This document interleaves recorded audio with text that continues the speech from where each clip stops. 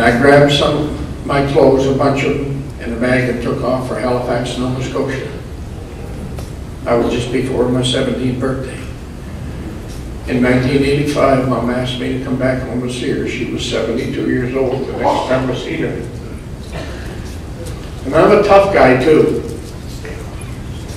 I get guys coming into my office over the years from back where I'm from, and they were saying, I was a tough guy too, Lou.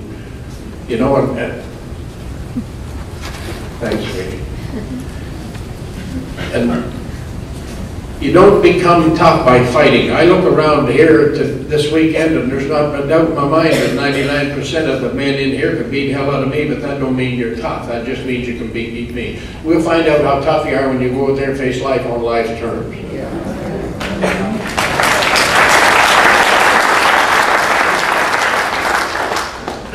From Halifax to Vancouver, I've been on just about every skid road and every Sally-Ann mission, and singing my heart out for 2 glazed donuts. And if I accepted Christ as my personal Savior, they'd throw in another one. If I was hungry, I did. It had nothing to do with faith or belief. It had something to do with survival. And thank God the Salvation Army was always there in every town. And I left a trail behind me that is undescribable. In most cities in Vancouver, it is on record. I was not a pleasant person to meet. I fought with every single man I ever met. And why? Because I headed out with a chip on my shoulder. And you're going to find out as a result of these steps, if you're walking around with a chip on your shoulder, it's usually from the block upstairs.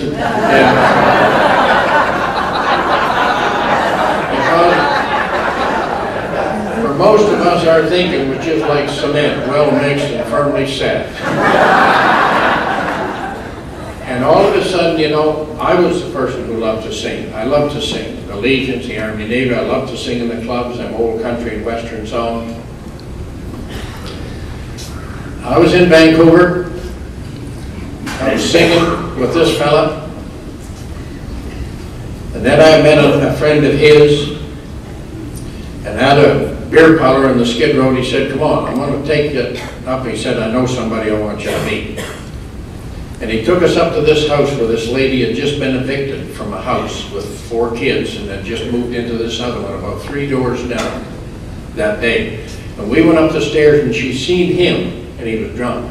And I hadn't even got upstairs, and she pushed him, and he come down and knocked me down, and we got back in the car and took off. The next morning, we woke up in this car, and I said to Chuck, I said, where was that place you took me last night? And he told me where it was, and I said, take me back there. So on the way back, I stopped at a corner store, and I got a loaf of bread, a pound of bacon, and a dozen eggs. And we went back to this house, and I went up the stairs first. And I never knocked on the door. I just opened it and walked in. And here was this lady standing there so pale. And I put that bag on the counter, and I said, cook me some breakfast. And she did. And I was there for the next 10 years. I'm still a lot like that. I'm like a dog. You feed me, I don't leave.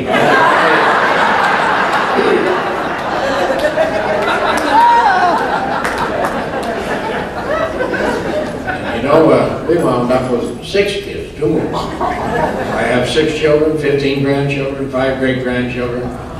And we live in such a different world. I can be around kids today and young people. I haven't got a clue what the hell they're saying. But I can just sit amongst them, and everything is cool and far out and totally radical. And every now and then I say, and I'm right in the conversation. They don't ever tell me where they've been, where they're going, or what happened. But everything is cool, man. Well, I want to tell you, if you look at the dictionary, when someone tells you you're cool, what it says in the dictionary is not so hot.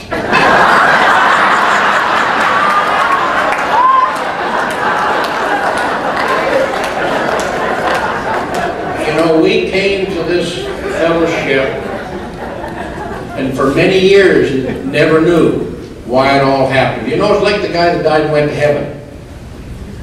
And God ushered him into this room, and he said, when you get unpacked, he said, I'll come back and get you and show you around. While God was gone, he looked down the cloud, and there was a whole bunch of young people down there, rock music going, drinking, dancing, having a ball. And God come back in, and he said to God, what's this I see down here in the clouds? A whole bunch of young people down there drinking, dancing, rock music going, having a ball. He said, that's hell. Well, he said, I can tell you, you sent me the wrong place. That's where I'm supposed to be. So they gathered his gear up and shipped him down. He arrived in this stinking, dirty, hot, grungy hole of a room, and Satan comes in, and the guy said, what's this? And he said, it's hell. He said, what's this I see up here in the clouds? A whole bunch of young people up there drinking, rock music going, having a ball. Satan said, that's our marketing department.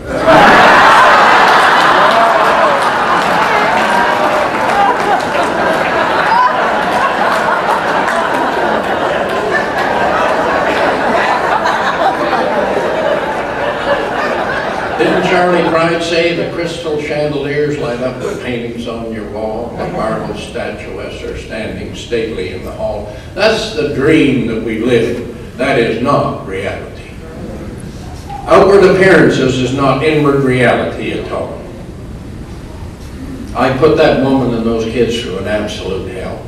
I never paid for anything in my entire life.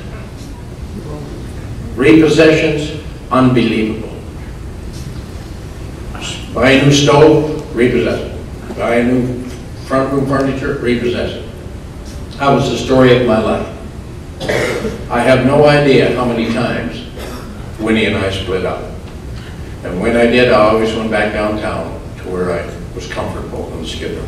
Now, a lot of people have a very, very, not a kind feeling or thought about Skid Row areas. I want to tell you, it's not at all what you think. If you're like I was, the greatest place in the world.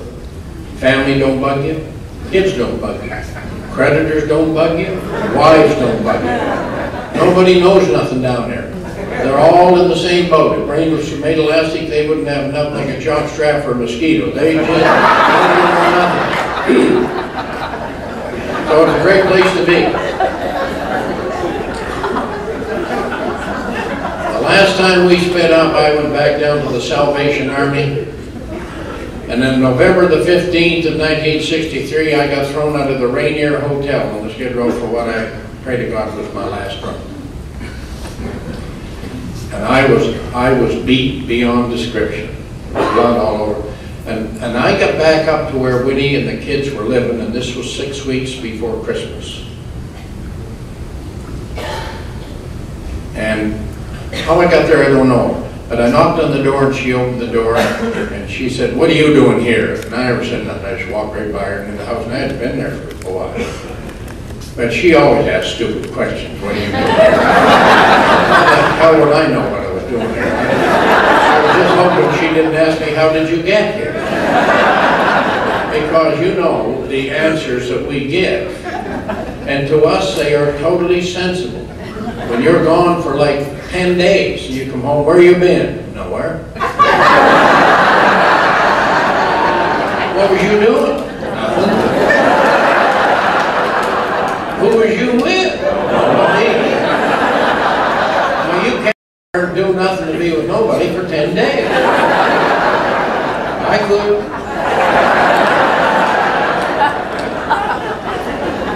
I want to tell you, I went in. I sat down on the floor and I had a half a bottle of wine I brought with me.